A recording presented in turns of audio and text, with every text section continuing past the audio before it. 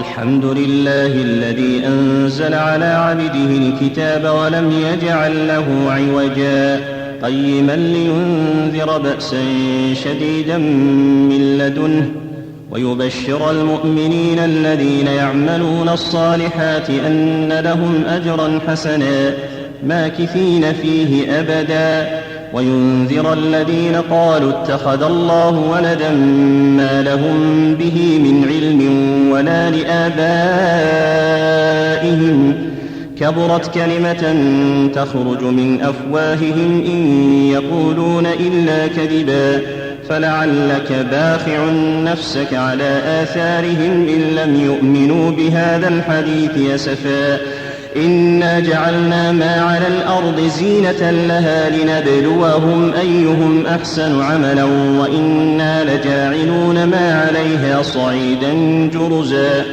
أم حسبت أن أصحاب الكهف والرقيم كانوا من آياتنا عجبا إذ أوى الفتية إلى الكهف فقالوا ربنا آتنا من لدنك رحمة وهيئ لنا من أمرنا رشدا فضربنا على آذانهم في الكهف سنين عددا ثم بعثناهم لنعلم أي الحزبين أحصى لما لبثوا أمدا نحن نقص عليك نبأهم بالحق إنهم فتية آمنوا بربهم وزدناهم هدى وربطنا على قلوبهم إذ قاموا فقالوا ربنا رب السماوات والأرض لن ندعو من دونه إلها لقد قلنا إذا شططا هؤلاء قوم اتخذوا من دونه آلهة لولا يأتون عليهم بسلطان بين فمن أظلم ممن افترى على الله كذبا وإذ اعتزلتموهم وما يعبدون إلا الله فأووا إلى الكهف ينشر لكم ربكم من رحمته ويهيئ لكم من أمركم مرفقا وترى الشمس إذا طلعت تزاور عن كهفهم ذات اليمين وإذا غربت تقرضهم ذات الشمال وهم في فجوة منه ذلك من آيات الله من يهد الله فهو المهتد ومن يضلل فلن تجد له وليا مرشدا وتحسبهم أيقاظا وهم رقود ونقلبهم ذات اليمين وذات الشمال وكلبهم باسط ذراعيه بالوصيد لو اطلعت عليهم لوليت منهم فرارا ولملئت منهم رعبا وكذلك بعثناهم ليتساءلوا بينهم قال قائل منهم كم لبثتم قالوا لبثنا يوما أو بعض يوم قالوا ربكم أعلم بما لبثتم فابعثوا أحدكم بورقكم هذه إلى المدينة فلينظر أيها أزكى طعاما فليأتكم برزق منه وليتلطف ولا يشعرن بكم أحدا إنهم إن يظهروا عليكم يرجموكم أو يعيدوكم في ملتهم ولن تفلحوا إذن أبدا وكذلك أعثرنا عليهم ليعلموا أن وعد الله حق وأن الساعة لا ريب فيها إذ يتنازعون بينهم أمرهم فقالوا ابنوا عليهم بنيانا ربهم أعلم بهم قال الذين غلبوا على أمرهم لنتخذن عليهم مسجدا سيقولون ثلاثة رابعهم كلبهم ويقولون خمسة سادسهم كلبهم رجما بالغيب ويقولون سبعة وثامنهم كلبهم قل ربي أعلم بعدتهم ما يعلمهم إلا قليل فلا تمار فيهم إلا مراء ظاهرا ولا تستفت فيهم منهم أحدا ولا تقولن لشيء إني فاعل ذلك غدا إلا أن يشاء الله واذكر ربك إذا نسيت وقل عسى أن يهديني ربي وقل عسى أن يهديني ربي لأقرب من هذا رشدا ولبثوا في كهفهم 300 سنين وازدادوا 9 قل الله أعلم بما لبثوا له غيب السماوات والأرض أبصر به وأسمع ما لهم من دونه من ولي ولا يشرك في حكمه أحدا واتل ما أوحي إليك من كتاب ربك لا مبدل لكلماته ولن تجد من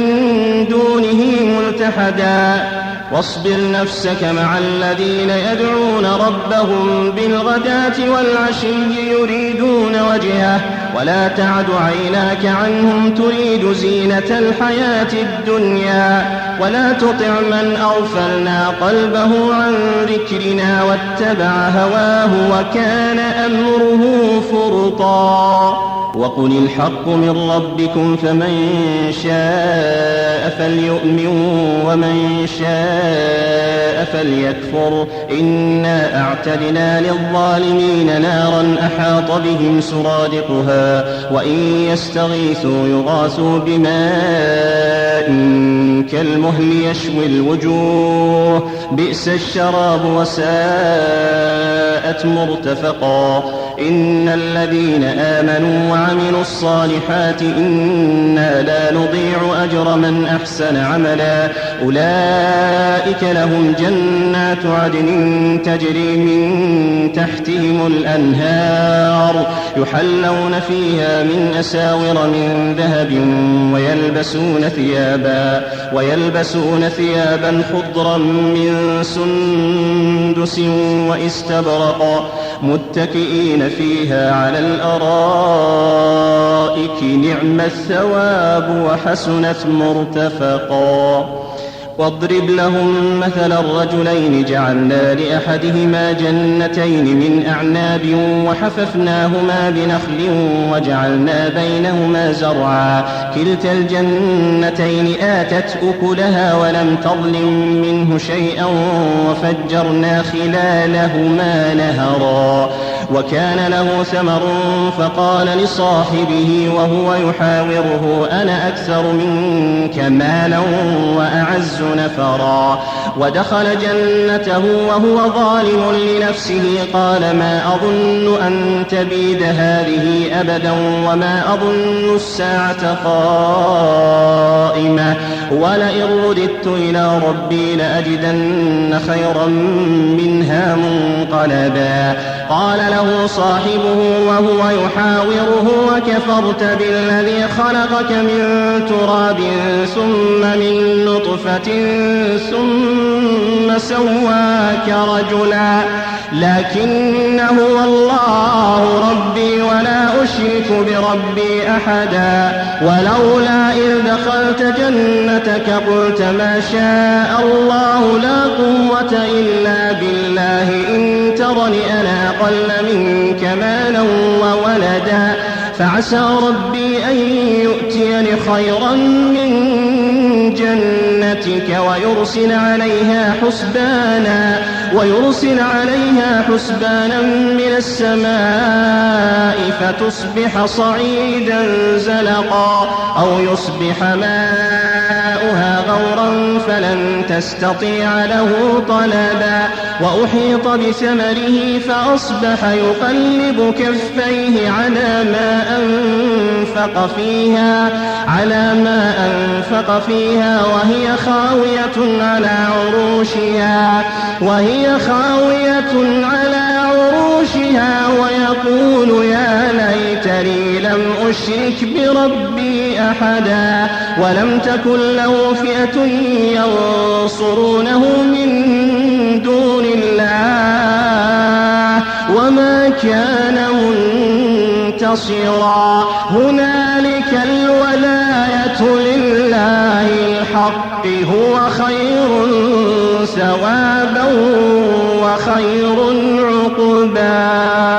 واضرب لهم مثل الحياة الدنيا كماء أنزلناه من السماء فاختلط به نبات الأرض فأصبح هشيما تذروه الرياح وكان الله على كل شيء مقتدرا. المال والبنون زينة الحياة الدنيا، والباقيات الصالحات خير عند ربك ثوابا وخير أملا. ويوم نسير الجبال وترى الأرض بارزة وحشرناهم فلم نغادر منهم أحدا وعرضوا على ربك صفا لقد جئتمونا كما خلقناكم أول مرة بل زعمتم أن لن نجعل لكم موعدا. ووضع الكتاب فترى المجرمين مشفقين مما فيه ويقولون يا ويلتنا ما لهذا الكتاب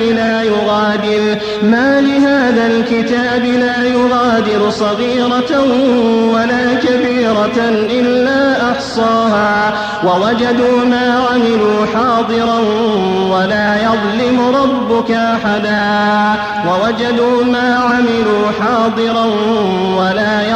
ربك أحدا. وإذ قلنا للملائكة اسجدوا لآدم فسجدوا إلا إبليس كان من الجن ففسق عن أمر ربه أفتتخذونه وذريته أولياء من دوني وهم لكم عدو بئس للظالمين بدلا. ما أشهدتهم خلق السماوات والأرض ولا خلق أنفسهم وما كنت متخذ المضلين عضدا. ويوم يقول نادوا شركائي الذين زعمتم فدعوهم فلم يستجيبوا لهم وجعلنا بينهم موبقا. ورأى المجرمون النار فظنوا أنهم مواقعوها ولم يجدوا عنها مصرفا. ولقد صرفنا في هذا القرآن للناس من كل مثل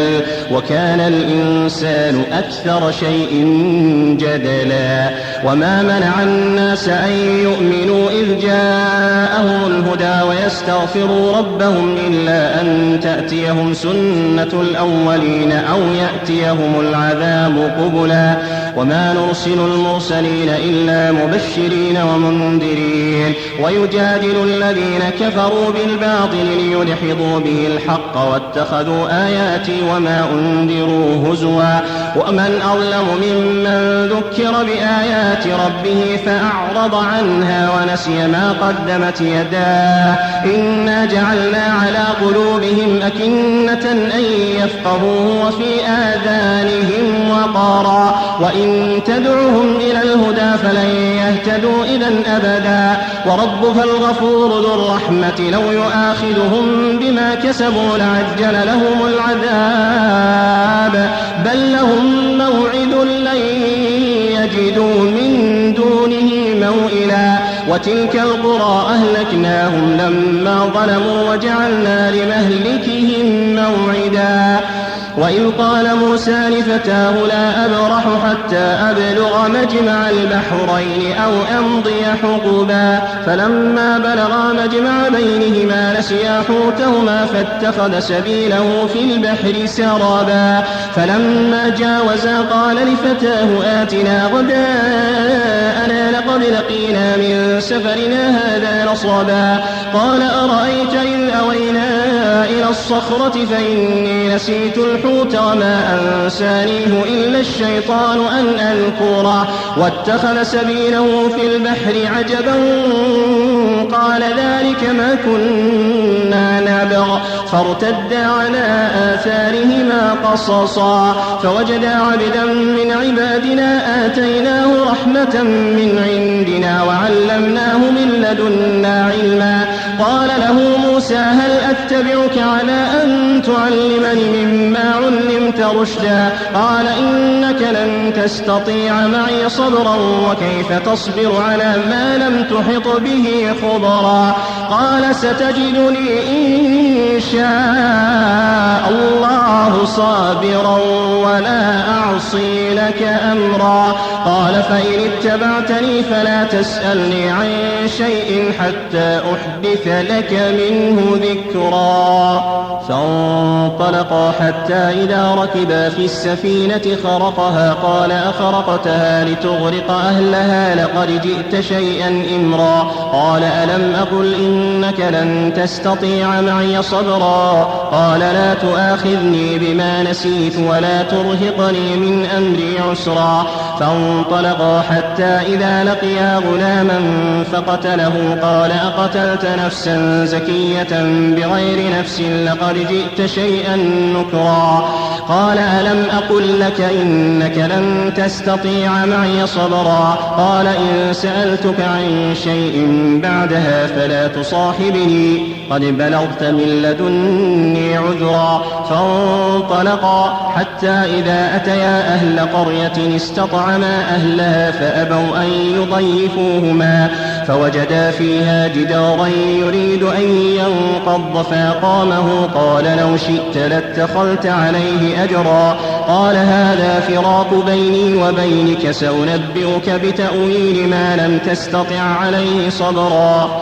أما السفينة فكانت لمساكين يعملون في البحر فأردت أن أعيبها وكان وراءهم ملك يأخذ كل سفينة غصبا وأما الغلام فكان أبواه مؤمنين فخشينا أن يرهقهما طغيانا وكفرا فأردنا أن يبدلهما ربهما خيرا منه زكاة وأقرب رحما وأما الجدار فكان لغلامين يتيمين في المدينة وكان تحته كنز لهما وكان أبوهما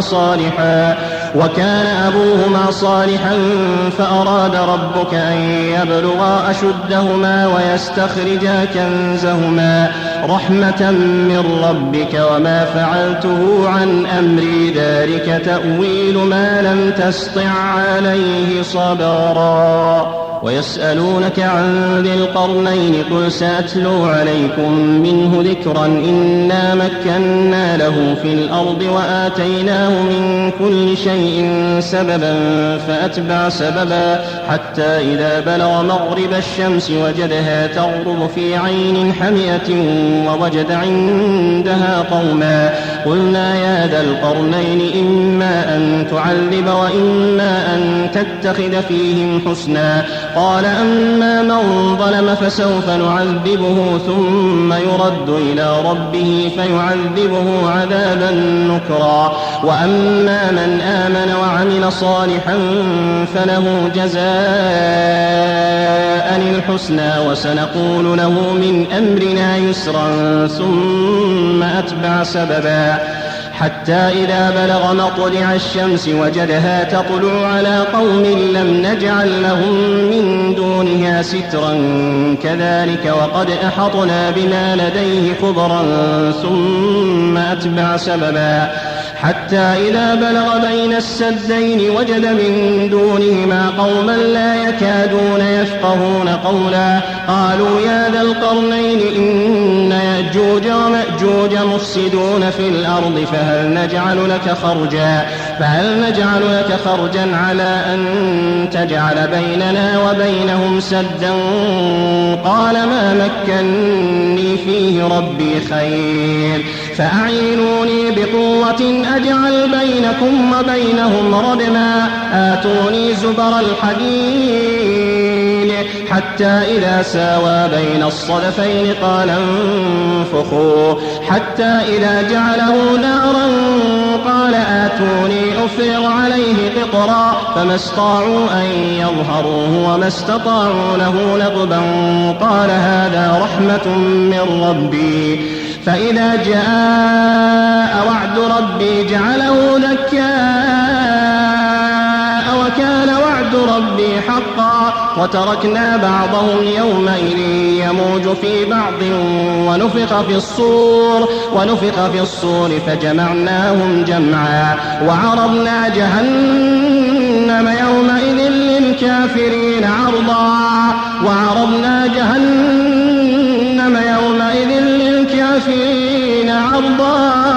الذين كانت أعينهم في غطاء عن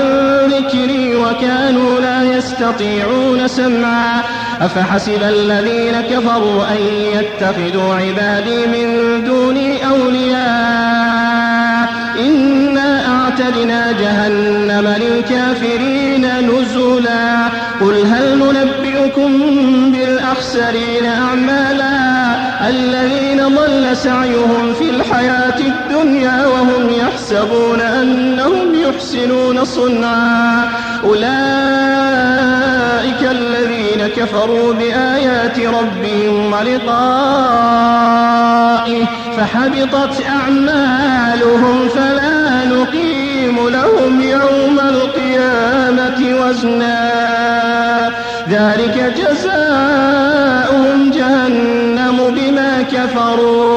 بما كفروا واتخذوا آياتي ورسلي هزوا إن الذين آمنوا وعملوا الصالحات كانت لهم جنات الفردوس نزلا خالدين فيها لا يبغون عنها حولا قل لو كان البحر مدادا لكلمات ربي لنفد البحر قبل أن تنفد كلمات ربي ولو جئنا بمثله مددا قل إنما أنا بشر مثلكم يوحى إلي أنما إلهكم إله واحد فمن كان يرجو لقاء ربه فليعمل عملا صالحا ولا يشرك بعبادة ربه أحدا.